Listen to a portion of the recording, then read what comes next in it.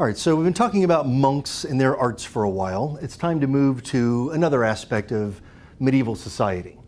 There's an old quip that's you found in the Reader that there were three classes of people in the Middle Ages: those who work, those who fight, and those who pray. We spent a lot of time talking about those who pray and what goes on in the cloisters of monasteries. Now it's time to talk about the other classes of society, those who work and those who fight, who make up a good majority of the people of the Middle Ages that are often invisible to us in terms of the documents that they were not able to leave behind. This kind of a society that emerges after the fall of Rome we call feudalism, a feudal society. And medievalists quibble with each other over the strict meaning, the definition of feudalism. And the fact is, it is a hugely complicated and often not terribly interesting thing to study. The documents by which we define and observe a feudal society are a lot of contracts about rights and reciprocal responsibilities, and this farmer owes so many chickens and his wife owes so many eggs, and it's pretty tedious stuff to weed through it. But it's important to understand what happens with the fall of Rome and how society gets restructured.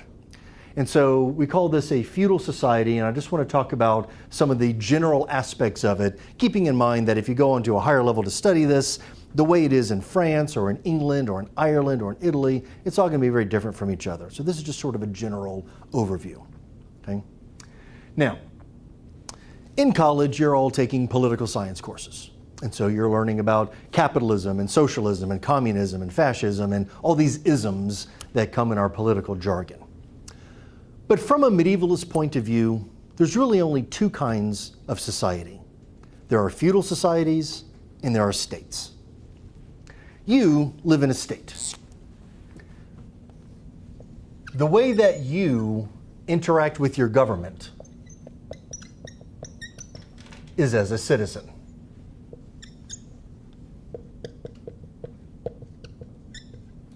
And how do citizens support a state government such as the one you live in? Taxes. You pay taxes. So you pay taxes to the state. What do you get in return for your taxes? Why do you pay taxes? Otherwise, we'll be thrown in jail. Well, there are punishments for not paying your taxes. Infrastructure and like state protection and all that jazz. Yeah, you get services.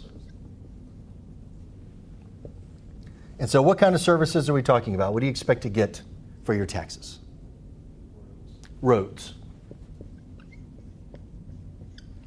What else? Security. Security. So you need to have military Health. and a police force. Now, healthcare, that's something that we're currently in the midst of having a national debate over. Whether healthcare should be something that is basically paid for by taxes through the government, or whether we should maintain private health insurance or through our employer. Most of the other advanced countries of the world, first world countries, have what we call socialized medicine. It's part of the services that you get. So I'll put that down there in parentheses because we're in the midst of this argument right now. Postage. Postage. Okay, so a post office. Deliver our mail. Sanitation. Schools, and sanitation, part of infrastructure. And how about a fire department? Sure. Taxes as well.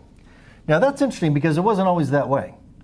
Fire departments used to be privately owned organizations, and you had to basically pay a fee to have firefighting insurance. And if you haven't paid the fee, your fire might not get put out. In the 19th century, in fact, going all the way back to ancient Rome, there was a fire department. They had siphon pumps to spray water on things, and it was owned by the Roman emperor. Nero, remember, famously kept his firefighters, withheld when Rome was burning and then reclaimed all that land. And that's why people were suspicious and blamed the emperor personally for the fact that that fire went on for days and days. The emperor owned the fire department. In our country, as it developed, basically little farms and villages, if there was a fire, all your neighbors came out, made a bucket brigade from the well to the fire and tried to put it out. When cities began to develop, firefighting was something necessary in cities. You have fire hazards in cities, but these were privately owned firefighting departments. And it got problematic. sometimes there'd be a fire, two rival firefighting departments would show up at the same time, get in fistfights with each other over who gets to put out the fire and then submit the bill for doing so. And this is what led governors in the late 19th century in New York and other major cities to say this is ridiculous. We should simply have a service of firefighting that's supported by taxes. Teddy Roosevelt was one of the governors in New York that was behind getting that done. So firefighting used to be privately owned, right? In today's rhetoric, we would say that what they were advocating was socialized firefighting. I suppose imagine all kinds of ills that go along with that. Do you think we should maybe go back to that? Have your own high quality firefighting insurance? You could, shop on the firefighting insurance exchange program, find the best, policy that suits your needs and the possibility that, do you want to think about all that? Or just know that you pay taxes and you have services like that supported, all right? So it's a process. All states are there to basically maintain military, to protect the borders, that's essential, and to build roads. These other things begin to develop as states get more high level, more and more complex. So this is what ancient Athens was, it's what ancient Rome was, it's what America is today, it's what France and the nation states of Europe are. So this is one kind of government, a state. A state is an abstraction, it's an agreement that we all have that we're better off pooling our money through taxes and having a central authority administer them efficiently to get things done, rather than everybody having to fend for themselves for everything. But when a state breaks down, as happened when the Roman Empire broke down, what emerges is the original kind of human society. The other way that human beings have organized themselves with each other and lived as a group, and that's called a feudal society. We all began this way back in the Paleolithic when we were tribes of hunter-gatherers. There was a boss, there was the other good warriors, hunters that traveled around with him, and then there was everybody else. States begin to emerge in antiquity, and then at the end of the classical period, the state disintegrates and we go back to what we had before. The elements of a feudal society. First of all, rather than having this abstract understanding that we, the citizens, pay taxes and receive services in return, we have instead a hierarchical organization of society. At the top of all of this is the Lord. Not Deus Lord, but the chief boss, the king, essentially the landlord. In fact, we still use the word landlord today for similar reasons. So we have the lord of the manor of his domain. This is a guy who probably began as a war chieftain of some Germanic tribe as Rome was disintegrating and the Germanic tribes were carving out territories for themselves. This guy had a cadre of other warriors that helped him in battle. And eventually, they come in and settle into the remnants of the Roman Empire, which was already disintegrating under its own economic problems. In the late Roman Empire, taxation was incredibly high. There was very little opportunity to make money. The economy was stagnating because the Romans had never figured out how to adapt to a post-conquest world. They never had an industrial revolution. They never developed our kind of capitalist systems. And so when conquest stopped, things began to erode. Taxes went up, and the poorest people are paying the most taxes, and they couldn't do it.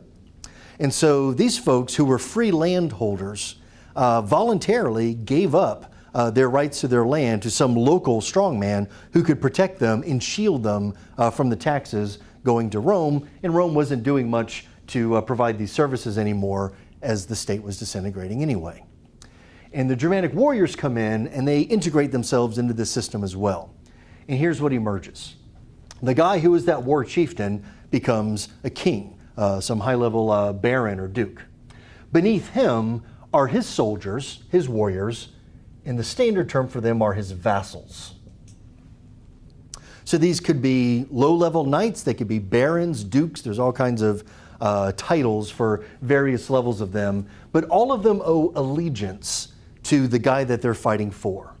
So they owe him loyalty in military service. When he says it's time for war, their job is to be ready to go off to war. In return, this lord gives them a place in society. He supports them. These vassals to the head honcho are themselves, you might call them sublords. Sometimes medieval talk about sub-infeudation. It's an overly technical term, I think. But they're basically sublords. They are going to be the boss of a small manor. They're going to hold a fief from their higher lord, which is basically a plantation farm that's going to be worked by peasants, by farmers. And there's various names for them, the most common one probably being serfs.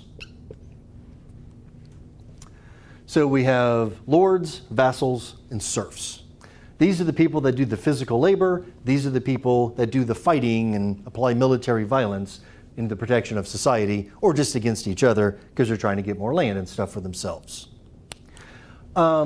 These peasants are there to basically support the sublord, the knight that is the lord over their manor. And so they owe him basically food and services. And in return, he gives them protection. And so this is a hierarchical society. At the bottom are 90% of the people of the European Middle Ages who are just peasant farmers. They do all the back-breaking labor. They're the ones that make the land productive. And a good chunk of their labor and the produce of their labor is going to flow upwards to those that are part of a military caste. And they are there to basically receive the support and provide protection in return. These guys, in turn, are there to provide loyal military service to the guy that actually conducts and makes war. And in return, they're given this place in society. What's missing here from what you had in a state are things like paperwork. You don't need a bureaucracy to really keep a society like this going. It's all about who knows who. Everybody knows who's loyal to who is a vassal of who is above and who is beneath. It's a more local kind of look at government. And feudalism works okay in a small society. It's hard to run a giant empire in this way. So you don't need a lot of paperwork for any of this. And there's not a whole lot of cash, not a lot of currency going around. Because these folks, rather than paying cash taxes to a state who then pays for the services, they are directly supporting their vassals by providing the food and building him his house and everything else he needs, so that the vassal, this knight, has free time to practice military arts. His job is just to go hunting and hawking, to practice horseback riding and galloping through the woods and maneuvers and exercising and practicing with a spear and a sword, so that when he's called to battle, he's fit and able and ready to go. So there's very little currency and there is very little paperwork. In this kind of a world, another way that you might support your state is by joining the military, right? And when you join the army, you sign some contracts. You receive a salary that comes from taxes in the first place, and you serve a state in its priorities and its concerns. And in exchange, you're also getting something else. Particularly in America, what do you get for your military service along with a paycheck? And education and healthcare, right. You're getting the GI Bill, and so you're getting support in that way as well to give you a leg up in life. In exchange for extra support of your state beyond just paying your taxes, you're given personal service, all right? And again, that's how a state system works, right? In this, it's all about who knows who. Now, in a state system like this, who actually owns all the tax money? Does the president own that money? Do state governors own it? When you take the expressway to get to school and you throw money in the toll booth, does the mayor, is that his money? Who owns the money? It goes to the state as a person. Yeah, nobody owns the money. Okay, so it goes to a system. We elect people who administer this system. We elect mayors and governors and presidents, but they don't personally own this money. Neither do they own the functions of government. They are placeholders. that are put there by us, the people, and if we don't like the job they do, we can go vote and take them back out again, replace them with somebody else, right? In a feudal system, it's very different. First of all, I'm going to need a vassal here.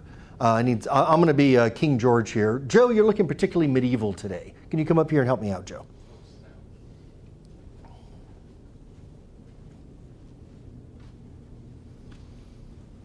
All right, so I'm King Brooks, and this is Joe, a warrior that has exhibited prowess on the battlefield, and he's shown his loyalty to me. He's followed with me on several campaigns, and I'm now ready to make him my personal vassal. He's going to become a knight in service to me, okay?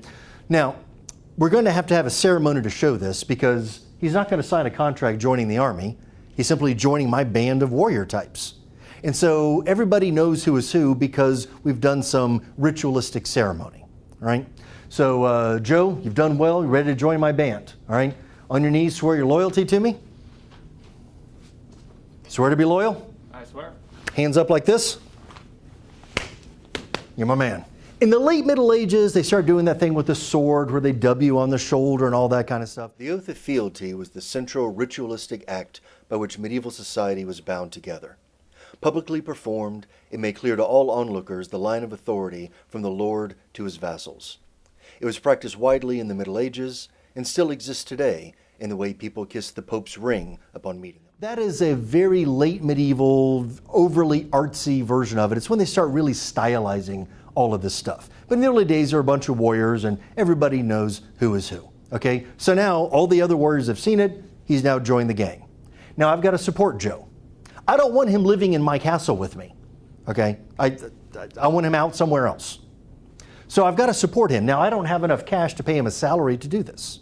So his support is going to come in land and services of the peasants who work that land, all right? So we're going to gallop out to some peasant plantation somewhere. You guys are all going to be the illiterate dirt farmers, okay? Y'all do that for me? All right, so let's gallop out. Here we are. Now we gather all the peasants around. This is the most exciting thing that's happened in years, by the way, because you guys never leave your farm, right? You never go more than 7 miles from the place you were born. You live on the same little piece of ground, farming the same land, and then other more interesting people do stuff politically. All you think about really is farming and staying ahead of starvation, okay? So it's pretty exciting when we come out. We're dressed better than you. We smell a little bit better than you, not much, but a little bit, right? And you can tell by the clothing, our garments, and the fact that we're riding horses, that we're of a higher station than you guys are. So all you guys come and gather around, say, okay, this is Sir Joe. He's now a vassal warrior in my army. You guys are going to be his serfs, and I need you to understand that he's now the boss of your land and your property. And I could put up a written proclamation that my monk writes up for me, but none of us can actually read it. What would be the point of that? Instead, I'm just going to show you visually. Cup your hands like this. Take a clump of dirt off the ground that you guys all farm. He's your man, right? Get it? This land is in his hands. So if you got a problem, a couple of you peasants are squabbling over who owns this cow, don't bother me. Talk to him. He is also the judge of the manor court. Any conflicts you have, once a month, he's going to hold court day, and all the conflicts and squabbles you're having, you're going to present them before him, and he'll make a judgment. And his decision is final. There is no court of appeals because he owns the court. He owns the law. If there's a river running through this property, and there's a bridge over that river, and the occasional merchant needs to cross that bridge, he's going to have a toll booth there. And the money that goes in that toll booth, that's his money. He can do what he wants with it. Maybe he'll be an enlightened despot who will use the money to build a care facility or to increase the quality of life for you peasants. Most likely, he's going to a brothel with it, right? Pretty much, no, of course not. So that's another faction of feudalism. Things that we consider to be functions of government that we simply elect placeholders to manage are actually privately owned by people. The right to put a toll on this bridge, the right to collect this tax, are owned by individual people who use it as they see fit. Okay? Thank you, Sir Joe. I will call you around May 20th. I'll have a monk come out with a note for you there. We'll have somebody read it to you because you're probably illiterate as well, but be ready to come into battle. Okay. All right? See you at battle time. Incidentally, battle time happens for about 40 days in the middle of the summer. All the crops are planted. not a whole lot to do on the farm. Harvest time isn't until a few months away, and that's when you got about 40 days in which summer campaigns happen. That's when warfare happens. And the original name for this medieval 40 days in which Joe doesn't get to be the top head honcho on his property, doing whatever he wants, where he now has to come and serve me. He's separated away from his land for 40 days. You know what the word for that is? Is it land? No? Think about the French word for 40. 40. Quarantine. The original meaning of the word quarantine are those 40 days in which he is quarantined off away from his farm because he's now part of my army, providing the services that he promises he'll always loyally and efficiently carry out for me. Okay? So it's a different kind of a world. Everything is based on who knows who. Everybody knows their place in the hierarchy. And essentially, all the functions of government are owned by people who manage it and run it and basically convince the vast majority of the population to knuckle under the system because that's the only protection they have from violence. You, living in a state, count on a police force to maintain the peace and a professional standing army to protect the borders. In a feudal society, this is a society that emerges when states break down, when states become dysfunctional, when the economy tanks. This emerges because when people no longer trust that their taxes are getting a return from them from the state, they start looking more locally to find some other way to have essential protections. And usually people voluntarily surrender some of their freedoms for the security that comes with knowing there's a military force that's going to spring into action should there be an invasion. Mostly they didn't have to be conquered and thrown into this position. They gave it up voluntarily.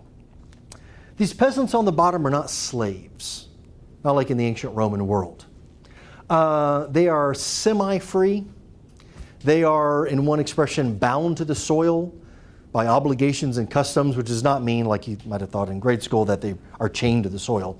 Bound to the soil means that there's a piece of land, and by traditional contracts and inheritances that have been passed down since the end of Rome, this family works this land.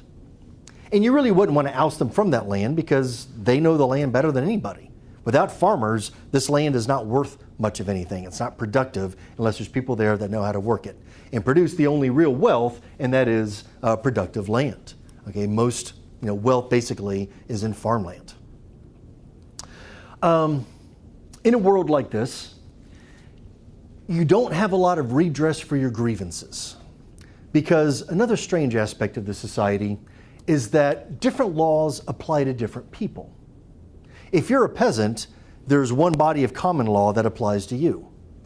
If you're nobility, there's a different court and a different set of laws that are going to apply to you. If you're a member of the church, then there's ecclesiastical law. And if some, priest commits a violent crime, he's not going to the town court where he committed the crime. He's going to go to some church court where it's going to be his own friends and stuff that are going to probably give him an easy pass on what he's done. Now, you live in a state where, at least in theory, everyone is equal under the law, right? All are equal in the eyes of the law. That is a high-level abstract philosophical principle. And we do our best to apply it, but is that always the case? No. No, absolutely not. You better remember the story of that son of a Texas billionaire who was like 15 or 16 years old, driving drunk 3 times over the limit, and he mows down in his car 4 people and kills them. And this Texas billionaire's son, what do you think happened to him? He got written off with some kind of condition. It was like affluenza. Exactly, you remember. This was the affluenza defense. The attorney argued that this kid has grown up in a billionaire's household and is so wealthy and so coddled that he doesn't understand right from wrong. So we can't apply the same laws to him as we would apply to you. So he was too affluent, the affluenza defense. And it worked. He was sentenced, he got probation, and he was sentenced to some time in one of those high-level country club resort kinds of prisons. where he was sentenced to horseback riding and meditation so he could ponder how to be a better person. They did take his video games away, so there was some punishment there. Now, if you're driving drunk 3 times over the limit and you mow 4 people down and kill them, are you going to be sentenced to meditation or horseback riding? No, you're going to jail. You're going to jail and you're going to do hard time. So there's an element to feudalism that always exists, no matter how high level and efficient the state is. People would look at our world and say that there are still some differences, some shortcomings to the high ideal that we espouse in our Constitution or any state constitution. Wealthy people seem to have a different set of rules applied to them. People applying to become a, Supreme Court justice might have a different set of standards applied to them that would be applied to you if you're in a similar Me Too situation. Yeah? Trying to make it too topical. So we have different sets of laws for different sets of people. We have the private ownership of functions of government, very little redress for your grievances. You know where you are in society, not because of any documents or anything you've read, because you're mostly illiterate. You simply know through oral tradition and ritualistic behavior who basically works for who. These peasant farmers ended up in their situation, not overnight, but slowly. Rome was in decline. Their taxes were getting nothing. They were crushed by taxes. They voluntarily surrendered some freedoms to be shielded from the taxes. And then as life got really violent with all the disintegration of Rome and the borders being attacked and Germanic, basically immigrants coming in and restraping society, through all of this, they found a violent tenor of life that they needed some protection for. And they were not slaves, although the term serf does derive from the Latin word for slave, which is a servus, as in the word servile. And so the term serfs comes to be applied to them, but they were more simply pinned in by a myriad of obligations and a social structure that did not allow them a whole lot of mobility or options in how they were going to live their life. They had to simply work, pay their obligations upwards and hope just to be left alone by the bosses on top. The new word for slave will eventually emerge in the 11th, 12th century in the Middle Ages. One little sidebar topic. In most societies, you're not allowed to enslave people of your own society. So Romans don't typically enslave other Romans, or Athenians, other Athenians. You conquer people in battle. Other people you enslave. One tricky thing that happened in the Middle Ages, they might like to have some slaves, but you can't enslave your fellow Christian.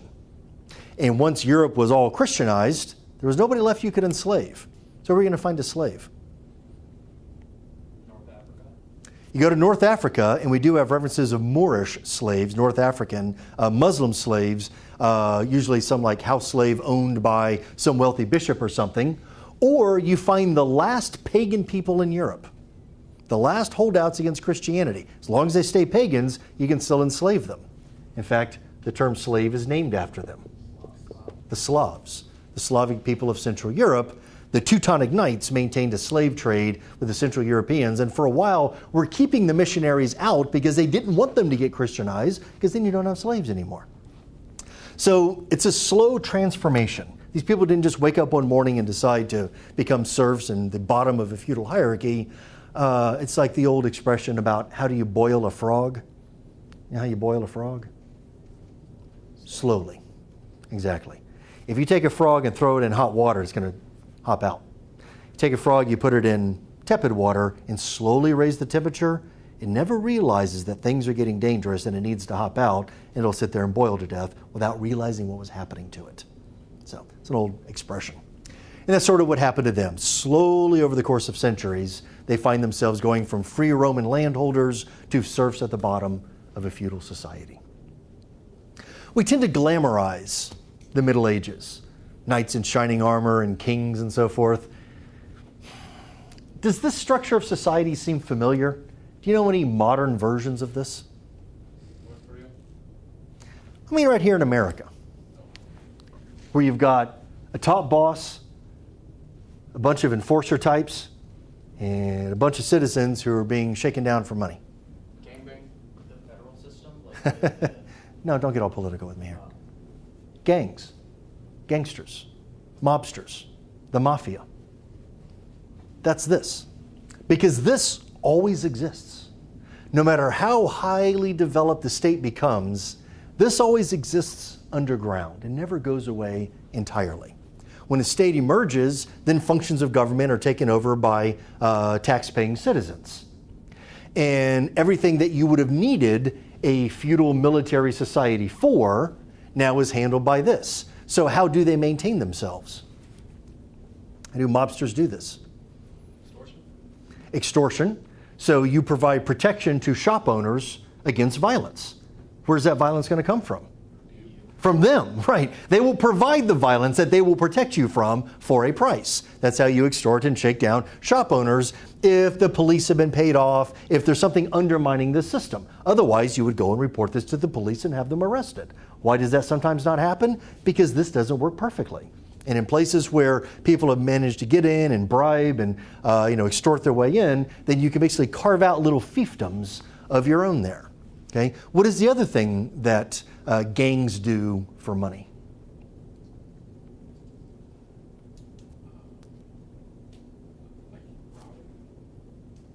Well, that's just direct theft. But I mean, the work they do to make money.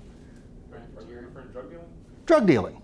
So you deal in drugs, prostitution, right? Anything that the state says is illegal and will not condone and let you do properly, they're there to provide it illegally.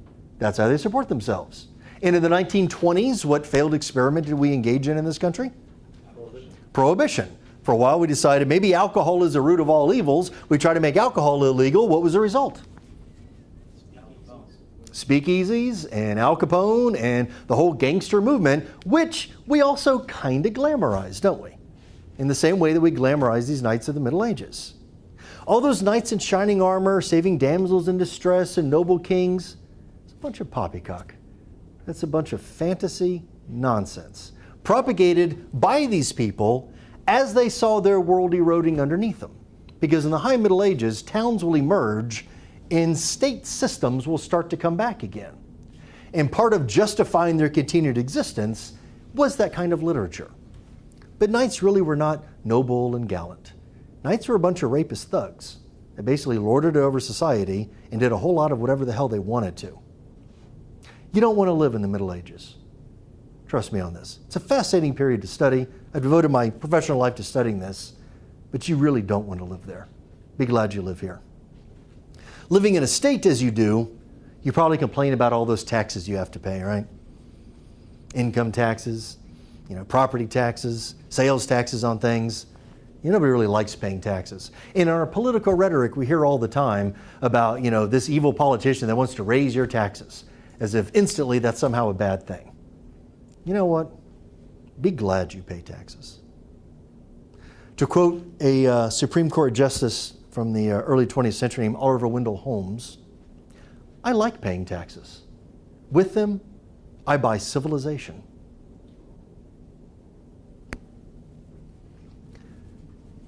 If you live in this world and you're a peasant, and some knight, if you're a peasant woman and some knight takes advantage of you, has their way with you, you have no redress for your grievances. There's no court you can rat him out in because he's in a higher station in life than you. He's more important than you. He runs the manor court. Even if you get it to some higher court, he's part of this upper elite society. You're not going to really get any redress for your grievances. In a world like this, where at least in principle, all people are equal in the eyes of the law, in which you pay taxes not to people, you're not paying services to people, you're paying taxes to support a state system, you have the opportunity to improve that system, to have redress for your grievances, to change the way of your life. You can go get educated and do something different. Back here, if you're born a peasant, you're probably going to be a peasant your whole life. There's not a lot of social mobility in a world like this. In a state system, you actually have a fair shake and a fair chance, if you're willing to work hard, to actually shape your life the way you want to within this system. Here, wherever you're born into, is probably where you're going to stay. In medieval society, particularly in the early Middle Ages, was a feudal world in which a small elite caste of military people controlled all the land, which really meant all the wealth. They sort of palled up with the church, and by partnering with them, got this idea that they were divinely ordained to have this position. And while claiming this religious superiority, basically controlled all the wealth, and everybody down here waited for some benefits to trickle down to them. If you want to live in this world in a trickle-down economy, where you have a tiny elite that hold all the land and control all the wealth, well, you can keep voting that way if you want.